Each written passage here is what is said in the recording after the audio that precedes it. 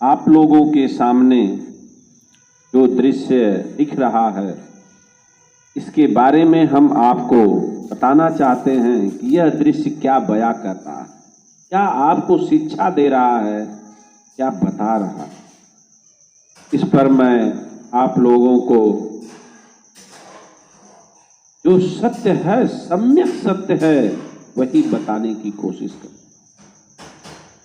किसी English writer ने कहा है कि डोंट साइन मस्ट, यानी मार्गदर्शक को कभी भी ओवरटेक ना करो। उसको किसी भी तरह से जो आपको ऊंचाइयों पर ले जा रहा हो, जो आपकी जीविका हो, आपका मालिक हो, उसे कभी भी आप ओवरटेक ना करिए, अन्यथा आप नष्ट हो जाए। इस दृश्य में जो पहला दृश्य है, वह दृश्य भारत देश के किसानों से। कभी भी किसानों को, अन्नदाता को किसी भी हाल में आप उसे लात न मारें। जो दृश्य दिखा रहा कि यदि लात मारोगे, जिसके मेहनत की कमाई के सहारे आप जीवन का भोजन, आपकी जीविका चल रही हो। भारत एक कृषि प्रधान देश है, सर्वविदित है। भारत की अर्थव्यवस्था कृषि पर निर्भर है। कृषि से हमारी जड़ी बूटियां, हमारे तरह तरह के जो खाद्यान्न उत्पन्न होते हैं। भारत एक कृषि प्रधान देश है, क्योंकि भारत में खरीफ की फसल, रबी की फसल, एक खेत में साल भर में 3-3 फसल उगाई जा सकती है। इतनी उर्वरा शक्ति है गंगा का, सतलज का जो मैदान है। इसलिए किसानों को किसी भी हाल में हमें लात नहीं मारना चाहिए। आज बड़े दुर्भाग्य का विषय है कि हमारा किसान अपने हक और अधिकार के अपने ही देश में मांगने के लिए उन चमचे दलाल देश के गद्दारों से हक और अधिकार मांगना पड़ रहा। एक वक्त था किसानों के लिए, किसानों के मसीहा चौधरी चरण सिंह जी ने ऐसी व्यवस्था करके किसानों को खुशहाल किया था, और आज वही किसान रोड पर है। इसलिए जो लोग किसानों को ठगेंगे वो कहीं के नहीं रहेंगे। यह दृश्य बता रहा है कि अगर किसान उस आपकी पायदान से आगे बढ़ा तो आप नीचे गर्त में जाओगे जहां पर आपको कोई उठाने वाला नहीं। किसान तो रोटी की मेहनत की कमाई तो खा लेगा, लेकिन आपको जिस दिन किसान अन्न देना बंद कर दिया, जिस दिन किसान अपने आप में आ गया, उस दिन आप कुछ नहीं कर पाओ। इसलिए हमें किसी भी हाल में अपने उस अन्नदाता से, उस मार्गदर्शक से कभी भी उसको लात नहीं मारना। उसके पेट पर लात मारेंगे तो आपका सर्वनाश स्वयं होगा। इसलिए कभी भी अपने मार्गदर्शक, अपने अन्नदाता का कभी भी अपमान न करें।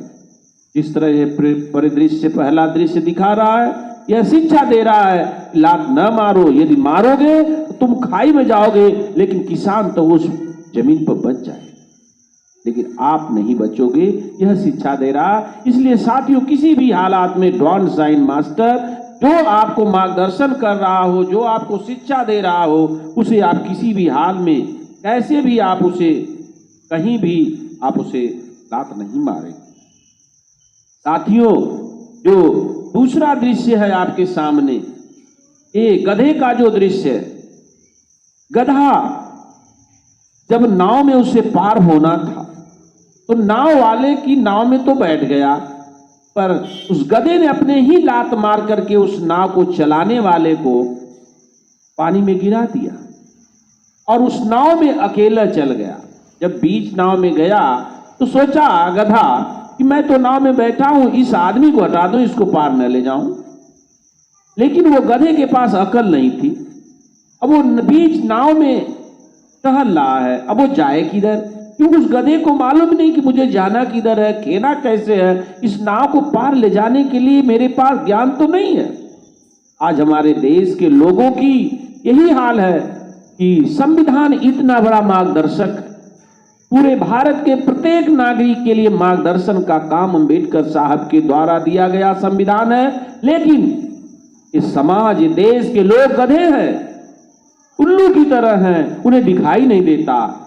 और न दिखाई देने के कारण हमारे संविधान को लोग लात मार रहे हैं। संविधान के पद चिन्हों पर बताए रास्ते पर न चढ़ के इस गधे की तरह हो गए हैं कि उनको किनारा नहीं दिखाई दे रहा कि हम जाएं तो जाएं किधर, इसी गधे की तरह हो गए हैं। इसलिए साथियों, आप किसी भी हाल में जिसके कारण आपकी जीविका चल रही हो, आपका सिद्धांत चल रहा हो, आपका जीवन का मार्गदर्शन चल रहा हो, उसे कभी भी अपमानित न करें, उसे अनदेखी न करें। किसी भी हाल में अगर अनदेखी करेंगे तो इसी तरह गधे की हालात में आप नदी के बीच धार में पड़े रहेंगे और एक दिन आएगा कि आप अन्न पानी भोजन से जब किनारे नहीं जाएंगे तो आप वहीं पर खत्म हो जाएंगे।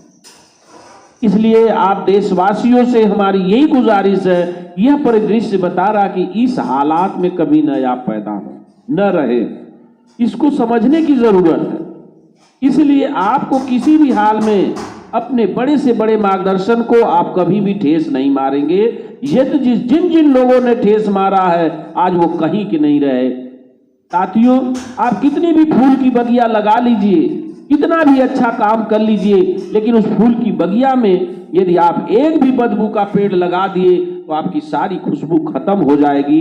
इसलिए जीवन में हमेशा याद रखिए कि जिससे हम चले, जिससे मार्गदर्शन में चले, जो भी देश में, समाज में, विश्व में जो भी सरवाइव कर रहा है वो अपने गुरु, अपने मार्गदर्शक को अपने से ज्यादा सुरक्षित रखा है, वही इस पृथ्वी पर खड़ा रहा है, उसी की पीढ़ियां खड़ी रही हैं। जो सीढ़ियां बनाता है उसी की पीढ़ियां बनती हैं। जो सीढ़ियों को तोड़ता है, जिसके सहारे वो आगे बढ़ता है, अगर उस सीढ़ी को हटा देगा तो वह खुद एक दिन नष्ट हो जाएगा।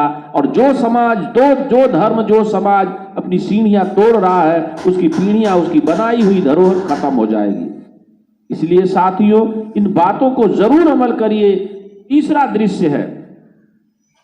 दृश्य है कि आज देश की हालात है कि देश का कर्मचारी वर्ग मेहनत तो कर रहा है, लेकिन उसकी मेहनत का फायदा वह लोग ले रहे हैं जो चमचा और दलाल हैं, ठेकेदार हैं, और तरह तरह के आउटसोर्सिंग से कम पढ़े लिखे गधों की जो बटालियन सरकारी सिस्टम में घुसती जा रही है, इन गधे की टीमों से इस देश और संवैधानिक व्यवस्था ध्वस्त हो रही है। इसलिए इन गधों को, ऐसे जो अयोग्य लोगों को बचना होगा। और यह कर्मचारी वर्ग इन गधों को ही पहले बैठाता है।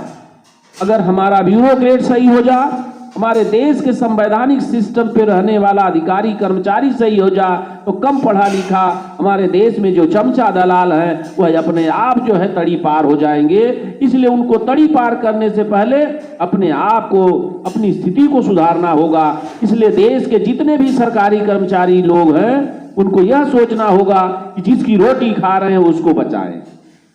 अगर हम उस रोटी को, उस सिस्टम को ध्वस्त करेंगे तो हम एक दिन स्वयं ध्वस्त हो जाएंगे। और जो यह नहीं कर रहा है वह देश का गद्दार है, वह देशद्रोही है। वही व्यक्ति नाजायज कहलाता है जिससे पैदा हो उसकी आत्मरक्षा करना उसका पहला धर्म है। और जो अपने बाप की रक्षा नहीं कर सकता, जिससे पैदा हुआ है उसकी नहीं वार्ता कर सकता, वही व्यक्ति नाजायज कहलाता है। इसलिए साथियों, अपने आप को बचाने के लिए, अपने सिस्टम को बचाने के लिए, आपको अपने देश और राष्ट्र के निर्माण के लिए, संवैधानिक सिस्टम को बचाने के लिए सभी देशवासियों को सरकारी सिस्टम को बचाना होगा। क्योंकि सरकारी सिस्टम की संपत्ति कहाँ जा रही है, कहाँ गई है, यह जानने की जरूरत है।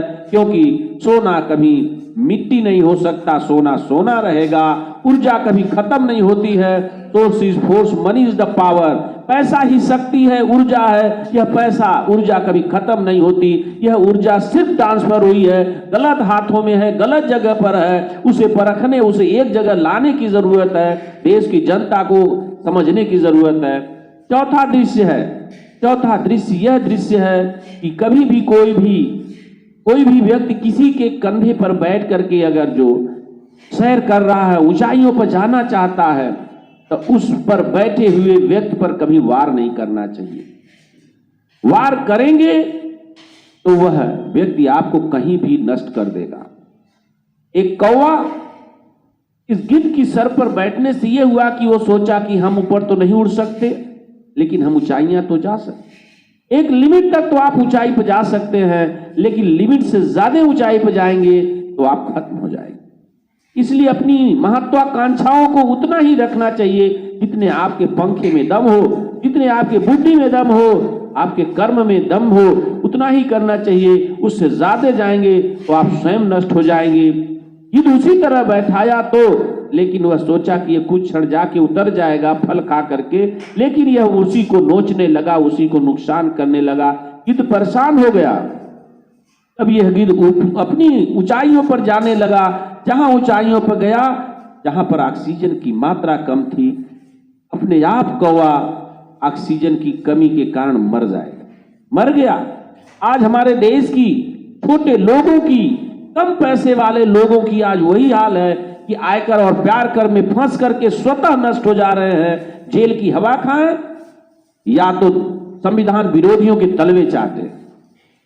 इसलिए साथियों, कभी भी कोई भी अगर आपको ऊंचाइयों पर ले जाता है तो ले जाने वाले का अपमान न करें। इसलिए साथियों, देश में किसी को भी सहयोग की भावना करें, वह भी सम्यक सहयोग। और संविधान से बड़ा आज भारत के किसी भी नागरिक का सहयोगी नहीं है। जब वो किसी भी धर्म का शोषित वंचित समाज हो, किसी भी समाज, किसी भी धर्म का शोषित वंचित समाज हो, उसका सबसे बड़ा अगर कोई सहयोगी है तो वह संविधान है। संविधान कभी भी आपके साथ गलत नहीं कर सकता। गलत व्यक्ति करता है, व्यक्ति बैठा हुआ उस पद पर बैठा हुआ व्यक्ति गलत हो सकता है, पर संविधान नहीं, क्योंकि संविधान आपके सामने सत्य पर लिखा हुआ सभी मापदंडों पर खरा उतरता है। उसे गलत साबित करने वाले आप लोगों के बीच में रहने वाला व्यक्ति है। उस व्यक्ति को पहचानने की जरूरत है और अपने आप में बैठे हुए उस अंधकार को पहचानने की जरूरत है। इसलिए सम्यक शिक्षित बने, क्योंकि अशिक्षा लिखा पढ़ा व्यक्ति है तो कभी भी पढ़ा लिखा बन सकता है। इसलिए बनने के लिए व्यक्ति को सम्यक शिक्षा की जरूरत है। एकेडमिक शिक्षा से आप सर्वाइवल फिटेस्ट नहीं बन सकते। सर्वाइवल फिटेस्ट देश को विकसित राष्ट्र बनाना है, हर व्यक्ति को विकसित करना है, तो आपको सम्यक शिक्षा और सही ज्ञान और संवैधानिक व्यवस्था का जानकारी होना हर व्यक्ति की प्राथमिकता होनी चाहिए। तभी वह इस राष्ट्र में, इस देश में सर्वांगीण विकास और सुख समृद्धि को पा सकता है। इन्हीं शब्दों के साथ साथियों, नमो बुद्धाय, जय भीम, जय भारती।